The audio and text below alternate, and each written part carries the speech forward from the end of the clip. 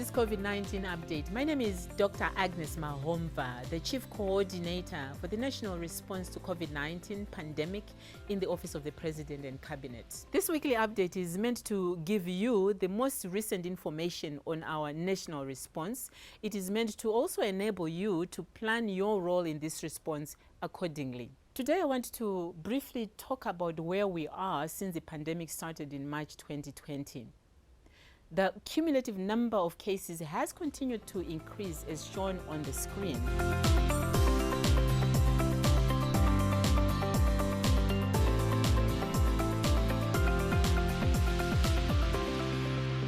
The highest number of cases has been confirmed in Harare province, followed by Bulawayo, as shown on the screen.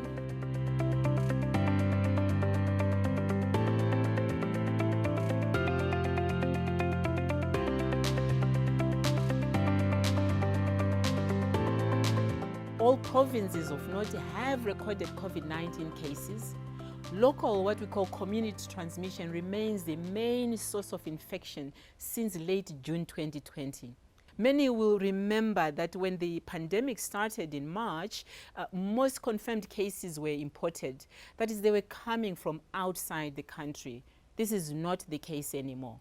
Most confirmed cases are now happening and spreading within our local communities, with very few numbers coming from outside the country. The good news is that the total number of new cases per day is coming down. It is declining.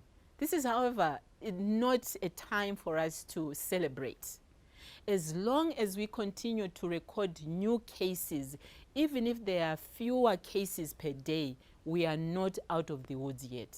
These numbers can suddenly go up again. And this is what is actually happening in some European countries, for example. It is therefore very important that we continue to take our preventative measures, such as proper wearing of your masks, washing or sanitizing your hands, and staying away from big gatherings very seriously. Let us stay focused. COVID-19 is a very infectious disease, and hence it is important that we all continue to comply with the recommended measures to stop its spread.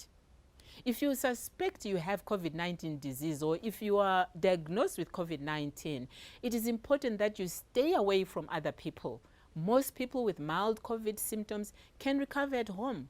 Staying away from others helps stop the virus from spreading. You need to self-isolate within one room of the house if it's possible. Stay calm, rest, and don't panic. Always properly wear a face mask to prevent the spread of the virus to others. And of course, clean your hands as often as possible with soap and running water, or with a hand sanitizer. Eat healthy meals, drink lots of water to remain hydrated. Ensure you have family members or others that can help you to get shopping and other things that you may need. But of course, remember, while you communicate with them, make sure you have your mask on. If you suspect you have COVID-19 and you're isolating at home because your symptoms are mild, you must also call Ministry of Health and Child Care at the toll-free hotline number 2019. And there are other numbers, such as the Youth Advocates toll-free helpline on 393. To get detailed guidance on what else you need to do.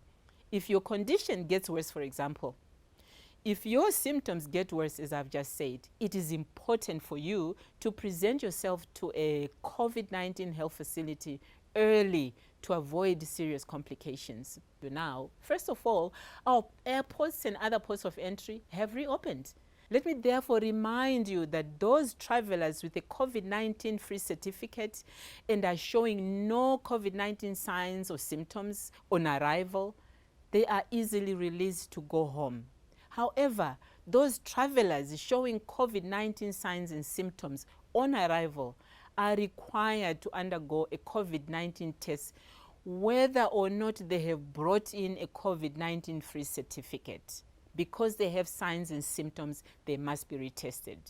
The second thing I want to update you on is the reopening of our schools in a phased approach. This has started, and depending on grades, those children in examination grades, and we're talking here grade 7, Form 4, Form 6, started first with their Cambridge examination classes, followed by classes for local Zimbabwe schools, examination council, the ZIMSAC examinations.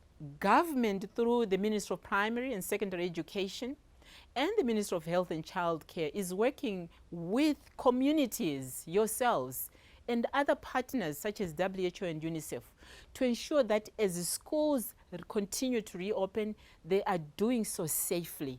We all need to support the safe reopening of schools in our communities.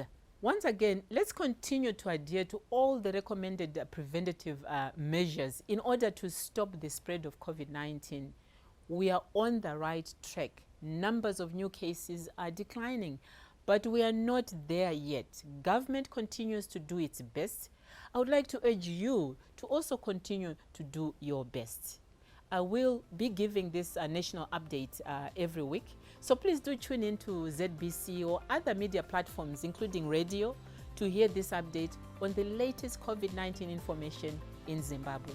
Thank you.